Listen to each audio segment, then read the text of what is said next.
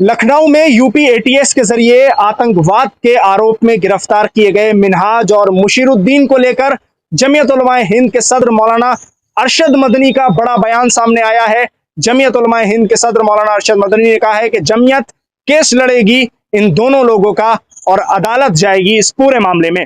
मैं तो आपसे ये कह रहा हूं कि इस मरहले के अंदर वो मुल्जिम है, मुजरिम नहीं है। जब वो मुल्जिम है, अभी तक ये फैसला नहीं हुआ है, ये तो अदालत फैसला करेगी कि ये क्या है। कोर्ट इसीलिए बने हैं, हाई कोर्ट है, सुप्रीम कोर्ट है।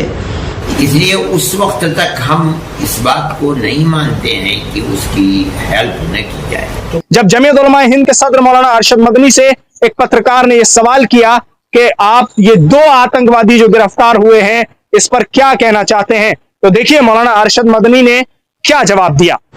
आप जो कह रहे हैं कि दो आतंकवादी पकड़े गए, मैं समझता हूँ ये बात गलत है। अभी तो अदालत का कोई फैसला नहीं हुआ है। जिन लोगों ने पकड़ा है ये कहकर पकड़ा है कि ये आतंकवादी हैं। हमने तो 2500 साल से इस चीज़ को देखा है कि जिनको गवर्नमेंट की एजेंसियां आतंकवादी और दहशतगर्द करके पकड़ती हैं और उनके खिलाफ लोअर कोर्ट के अंदर बल्कि हाई कोर्ट के अंदर भी जुर्म लगा दिया जाता है, लेकिन सुप्रीम कोर्ट से वो बाइज्जत बरी हो जाते हैं, हाई कोर्ट से बाइज्जत बरी हो जाते हैं। इसलिए वो मुल्जिम हैं, उनके ऊपर ये इल्ज़ाम है।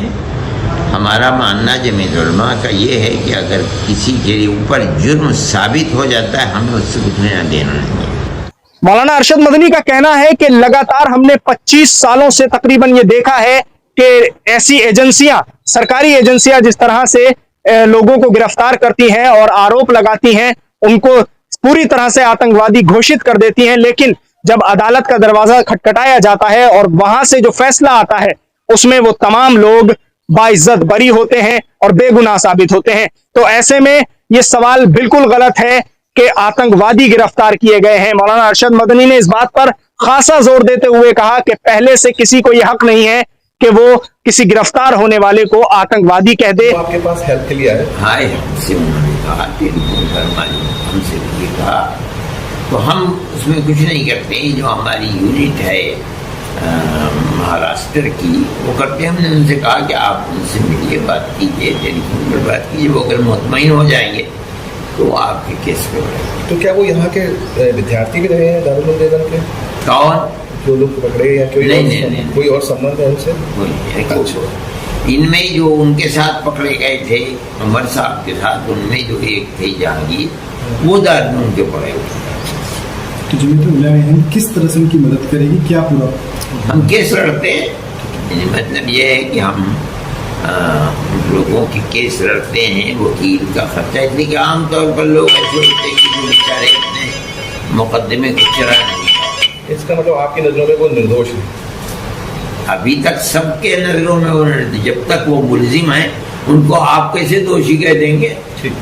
ऐसी तमाम जो घटनाएं होती हैं उनमें पहले से ही किसी को आतंकवादी कह देना, किसी को देशद्रोही कह देना, ये किसी हद तक भी सही नहीं है, क्योंकि फैसला अदालत से आएगा और अदालत के फैसले पर लगातार सभी को इंतजार रहता है। और इस केस में भी अब देखना यह होगा कि जमीयत उलमाए हिंद ने जिस तरह अदालत का दरवाजा खटखटाने की बात कही है, वकील को मुअय्यन कर दिया है जो इसमें केस लड़ेंगे जमीयत की तरफ से, उन दोनों परिवारों की तरफ से जिनको गिरफ्तार किया गया है, मिनहाज और मुशीरुद्दीन को। ऐसे में लगातार यूपी एटीएस ये दावे कर रही है कि 15 अगस्त से पहले कोई ना कोई बड़ी कार्रवाई को, आतंकवादी गतिविधि को अंजाम देने की एक बड़ी साजिश रची जा रही थी, जिसका पर्दाफाश कर लिया गया है। इसका मतलब आपकी नजरों में वो निर्दोष है?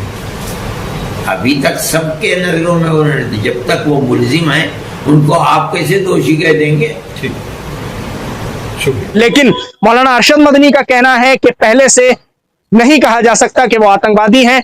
हमें इंतजार करना होगा कि अदालत से फैसला आता है, उसका इंतजार करना बेहद जरूरी है।